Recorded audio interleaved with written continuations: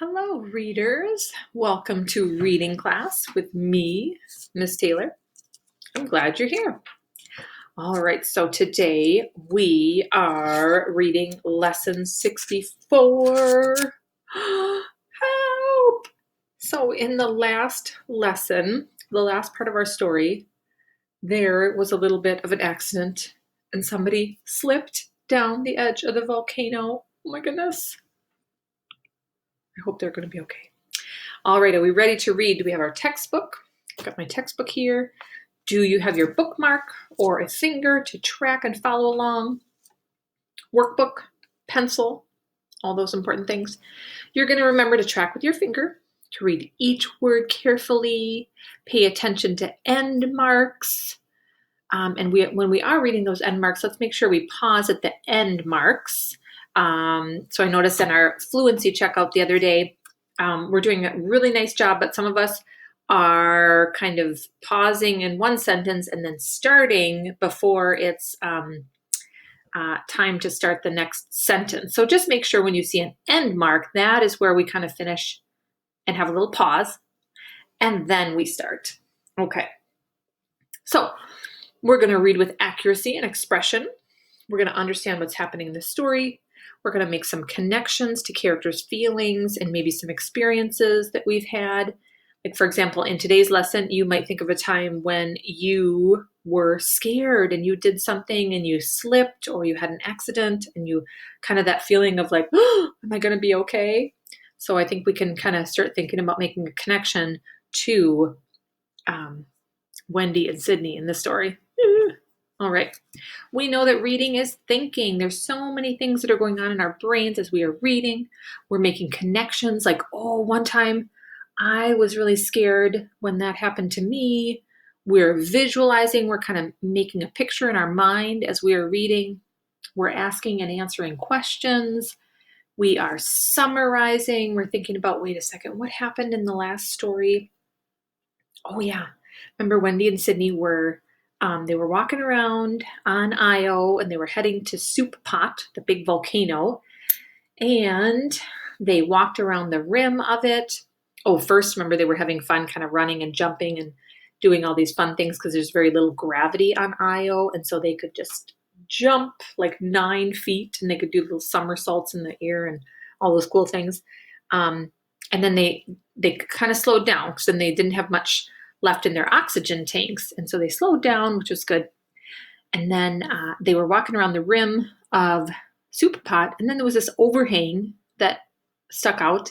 And then one of the girls, let's see, I can't remember who, was it Sydney? And she said, let's go out on that overhang. And then she fell in. Oh my goodness.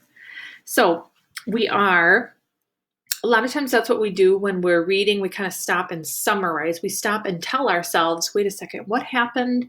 What was kind of worth remembering? What was the important event that happened in that?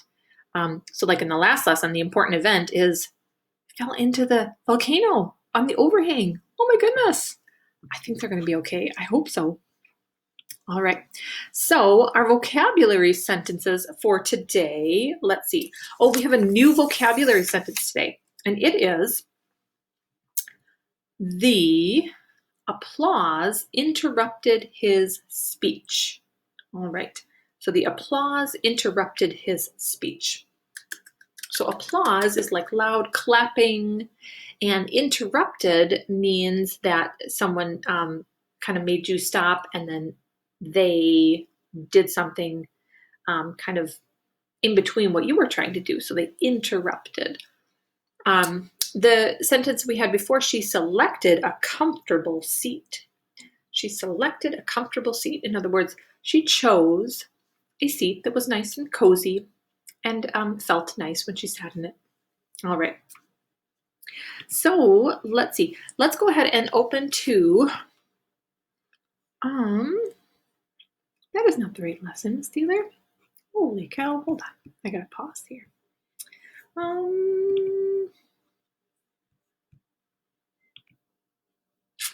All right. Now I think I'm on the right lesson. Okay, so lesson 64 here is, in your book, it's on page 318. So please follow along with me, page 318. All right, and column 1, let's read these the fast way.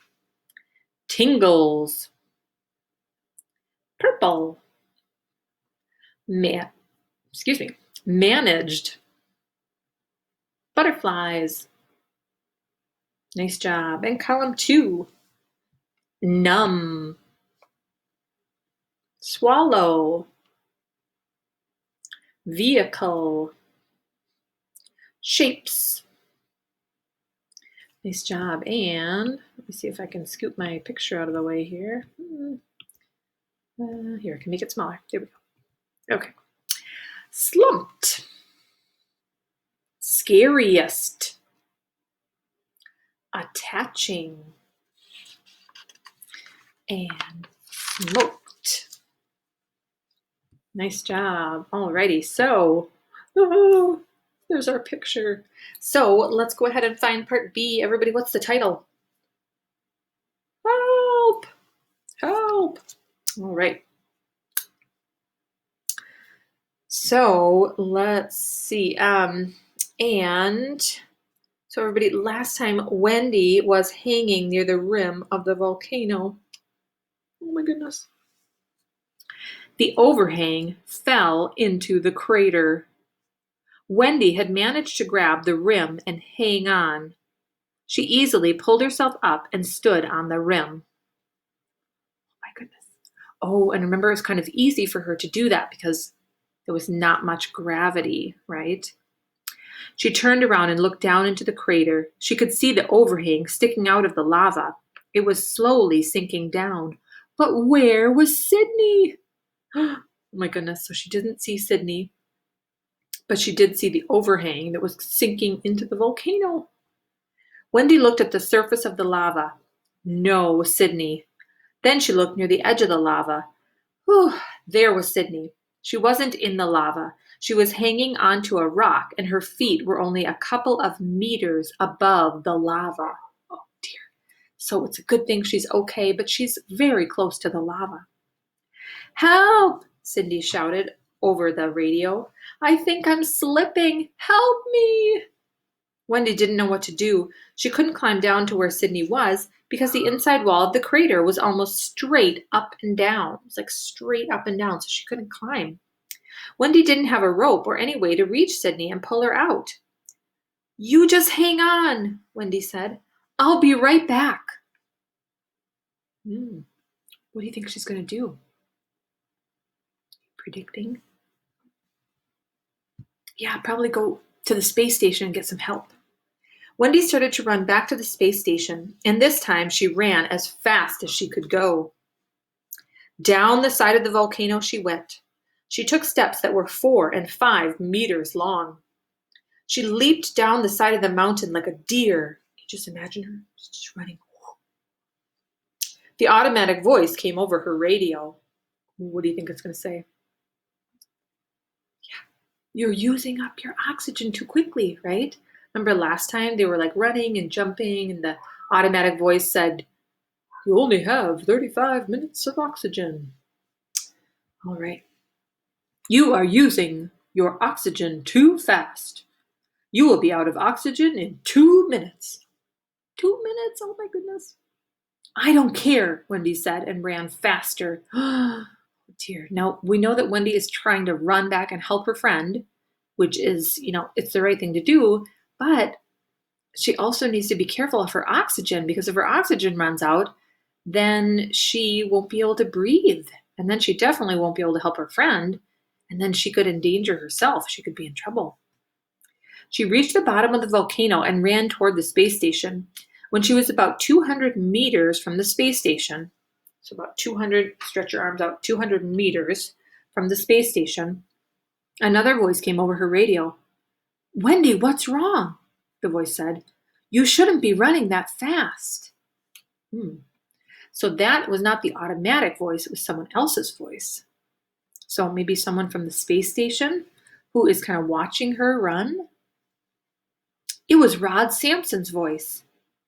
Sydney, Wendy shouted. She fell off the rim. She's almost in the lava. She can't hang on much longer. Stop right there, Rod shouted. Just sit down and rest. We'll be there in less than a minute. The automatic voice came over her radio. You have 15 seconds of oxygen left. 15 seconds. Oh my goodness. All right, so she only has 15 seconds of oxygen left. And the Rod Sampson said that some people would come to help and they would be there in less than a minute. But how many seconds is a minute? 60 seconds. And she only has 15 seconds of oxygen left. Oh dear. So that means she'll probably run out of oxygen. And sometimes if you run out of oxygen, do you know what can happen? Or if you get low on it, you can get very dizzy and you can faint. So sometimes that happens with people if they don't get enough oxygen. They can also do something that's called hyperventilating when they're trying to get a lot of air in, but you could also faint. And eventually, if you don't get enough oxygen, you could die. Oh dear. Wendy stopped running. She was breathing so hard that she couldn't catch her breath. Sydney's in trouble, she yelled over her radio. Help her! Help! Don't say anything, Rod said over the radio. Just sit down and take it easy. You are out of oxygen, the automatic voice said. Wendy sat down and realized that it was very hard to breathe. Oh my goodness, so now she has no more oxygen. So she's trying to breathe, but there's no oxygen left. This would be so scary. Maybe think about a time when you have been scared and felt like, oh, what am I going to do? That's how Wendy's feeling. The harder she tried, the less she could breathe. She started to see spots in front of her eyes. See little spots. Has that ever happened to you? If you get kind of dizzy and then you have to sit down, you feel like you kind of might faint. Sometimes that happens when we get hurt or if we have to go to the doctor or the hospital, and you might see little spots in front of your eyes and you get dizzy. Things were becoming purple and spotted. Her hands felt numb. She couldn't tell if she was sitting down or standing up.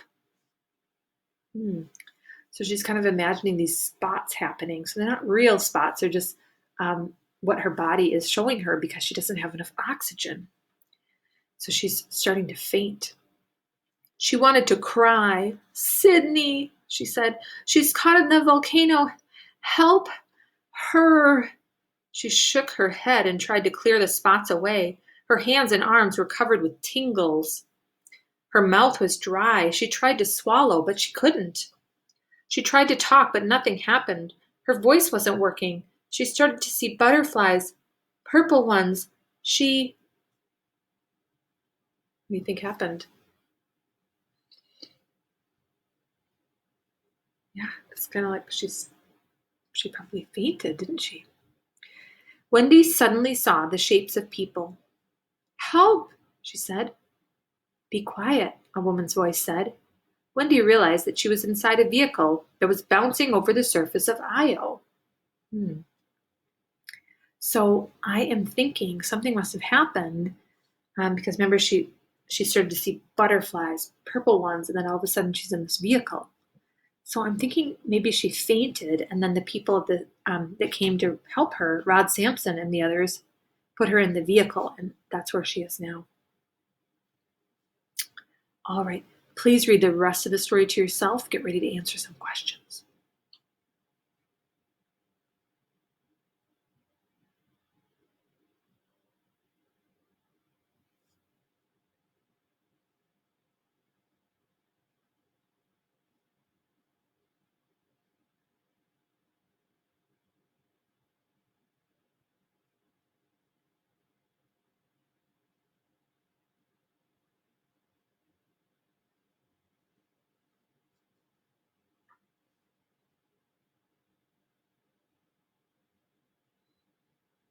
If you're still reading, please just pause the video. All right. So everybody, how many people were in the vehicle with Wendy? Yeah, 3. And who was driving? Rod Sampson.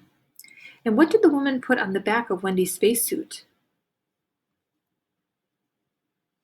Yep, fresh oxygen tanks. And where did the vehicle stop? Right on the rim of Soup Pot, so near where the overhang had been. Do you think they're going to be able to help and rescue Sydney? I hope so. All right. We will find out next time. So, second graders, what's next? You're going to reread the story one more time on your own. You're going to answer the questions at the end of the story. You are going to complete your workbook for today. And then you're going to read for 20 more minutes. Have a wonderful rest of the day. And I hope Sydney's going to be okay. Don't go near any volcanoes today. Okay? Bye.